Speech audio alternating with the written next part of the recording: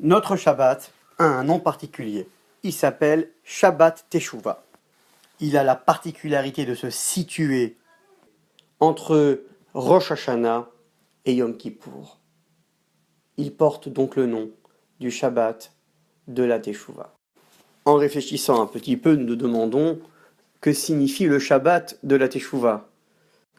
A priori, la Teshuvah n'est pas liée à un temps, à une date précise. Lorsque l'homme prend son courage à deux mains et se dit « je dois cesser mes erreurs et aller vers Akadosh Baruch Hu », c'est là, au moment opportun de sa Teshuvah, Akadosh Baruch Hu lui ouvre ses portes. Et donc, pourquoi ce nom Shabbat Teshuvah, le Shabbat de la Teshuvah? Quelle est cette Teshuvah si particulière que nous propose ce Shabbat?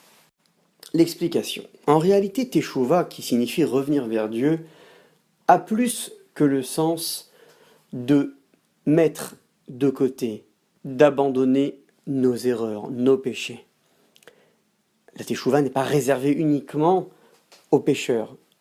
Même celui qui pratique, mais qui manque de sincérité dans sa pratique, doit faire Teshuvah.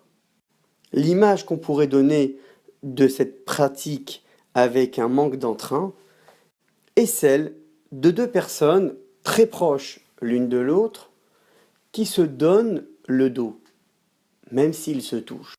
Il n'y a pas une plus grande distance émotionnelle que ça, car ils ne se regardent même pas.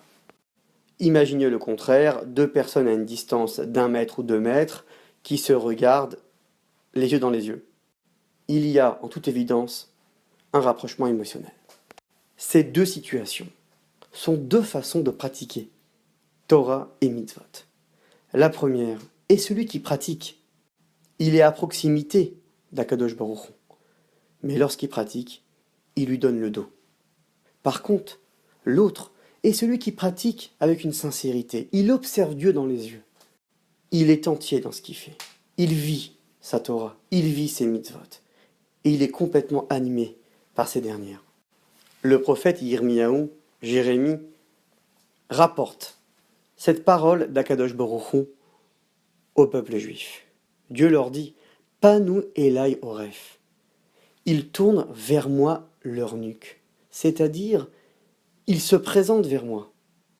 Ils font la démarche de pratiquer, mais au moment où ils le font, au lieu de présenter un visage, ils présentent leur dos, leur nuque. C'est cette Teshuvah que nous allons faire ensemble, c'est-à-dire analyser en profondeur notre Torah, nos mitzvot, et pratiquer en regardant Akadosh Baruch Hu dans les yeux. Ce Shabbat, l'accent n'est pas sur la distance, mais sur le regard que nous portons envers Akadosh Baruch Hu. Shabbat Shalom Umvorach.